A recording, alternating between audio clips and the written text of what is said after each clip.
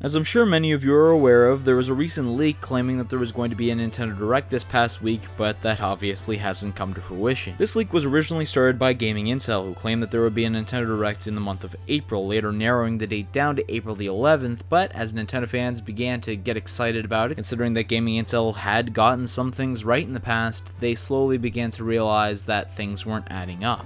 Nintendo never announced anything, there were no hints at an upcoming Direct, there was nothing official suggesting that it would be happening on April the 11th. And now that the date is finally past us and Gaming Intel has completely retracted their claims, claiming that their source was illegitimate, and fans now know the truth about the whole situation, it really makes me think about just how desperate fans were for a Nintendo Direct during this time. I myself ended up believing Gaming Intel a little bit, considering that I had heard about many of the things they got right.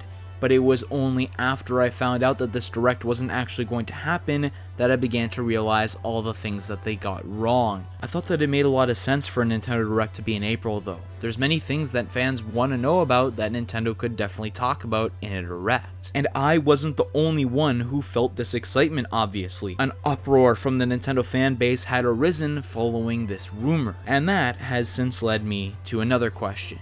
Do we really need a Nintendo Direct in April? Better yet, do we really need a Nintendo Direct before E3? This is a pretty thought-provoking question if you stop to think about it, because there are many reasons on both sides of the spectrum around this situation. And as usual in these videos, I'm going to try to go over both sides of it today, using evidence from the past as well as what I generally think is going to happen. And as always, if you're new here, consider subscribing and ticking the bell icon so that you don't miss any of the latest Nintendo content coming your way very soon. And with that being said, let's get started.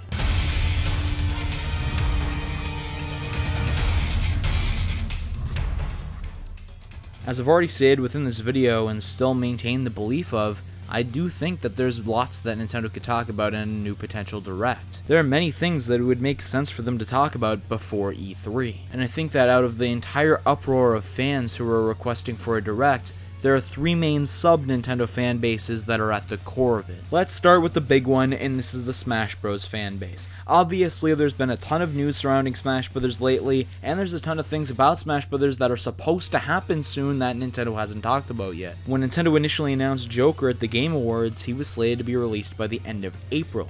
And so far, we've only gotten an update that he's going to be releasing, quote, soon.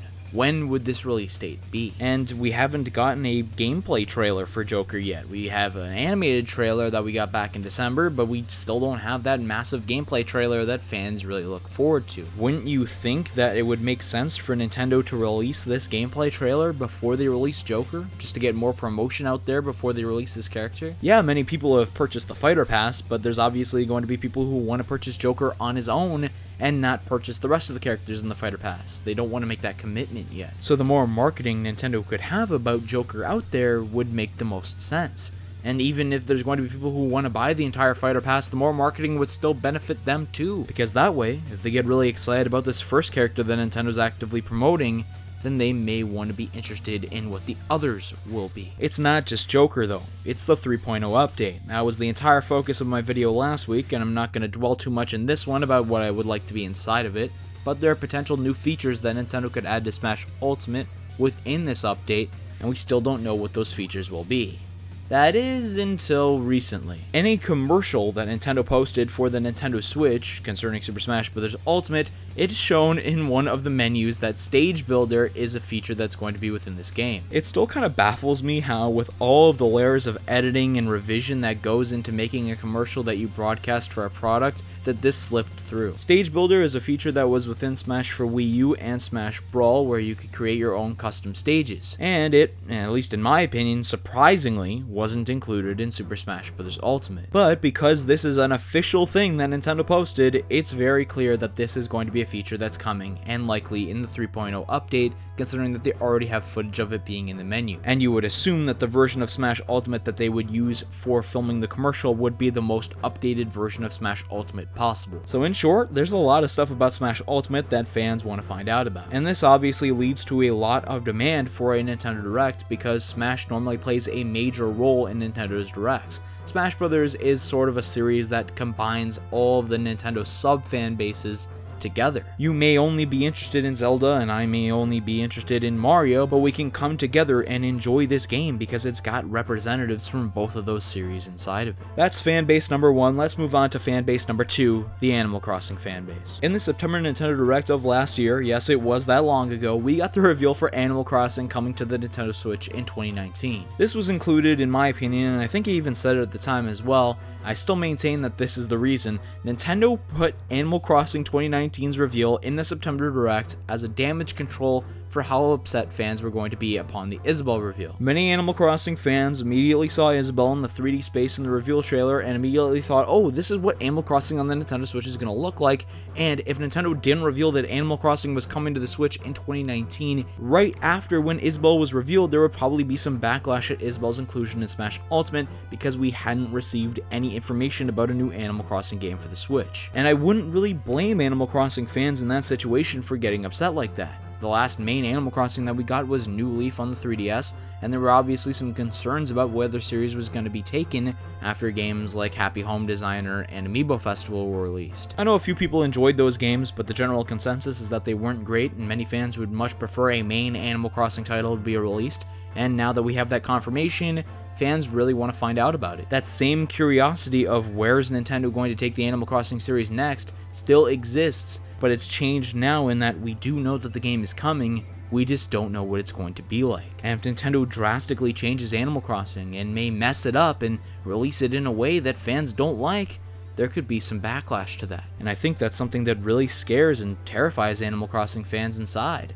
This next generation Animal Crossing game, and that we only really get one main one per console, so you gotta make it right, and that if Nintendo doesn't do that, there's no chance for redeeming it until the next console comes out. That is something that would genuinely be of concern to me. But for the vast majority of the Animal Crossing series, Nintendo has done a good job with the quality of those games. I don't think Animal Crossing fans should be as worried as they are, but for those who aren't really worried, I think they're just generally anxious to see what Nintendo has in store for this new Animal Crossing game. Maybe the requests for them to show some of Animal Crossing Switch aren't really just coming out of fear for what the game might be, also just out of excitement for what the game may be as well. What new features are they going to add to this Animal Crossing game? What are they going to bring back from past games that wasn't included in New Leaf? All of these questions could be answered with a simple trailer. After the February Nintendo Direct, there was some backlash from Animal Crossing fans because Nintendo didn't show what they really wanted to see.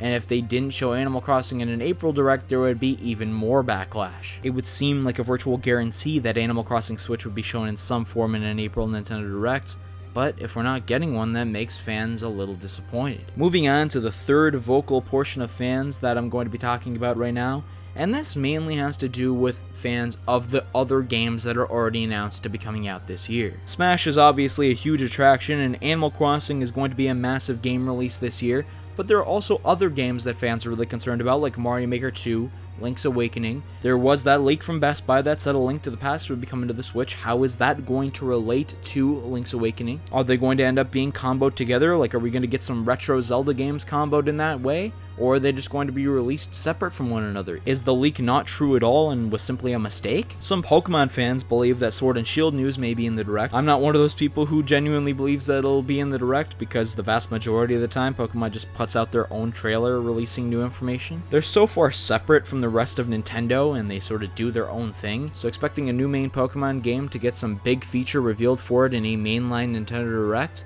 is pretty unlikely. Also included in this third group of fans, this third fan base, is fans of games that haven't been announced yet or released on the Switch yet. There was the rumor of Star Fox Racing to be released on the Switch, and we haven't heard anything about that yet. Was that rumor entirely fake, or is there something to it? And Nintendo Direct may answer that question. This fan base makes a lot of noise because it's so many fans of different games combined. I just don't think they're nearly as vocal as the Animal Crossing or Smash fan base in this case, because we haven't seen anything about Animal Crossing yet, and in comparison to the Mario Maker 2 fan base, I think they would have been okay to go from February to E3 without any new information, because they've already gotten a lot of stuff revealed in that February trailer. We haven't gotten anything revealed about Animal Crossing yet. We haven't got anything revealed about Joker since December. Oh yeah, we did get to see his back in the last Nintendo Direct. Yeah, that's That's really good right there, Nintendo. So with all of the requests from those 3 fan bases, you would think that there's so much anticipation for a new Nintendo Direct that we do really need one. That's what the fans have been asking for.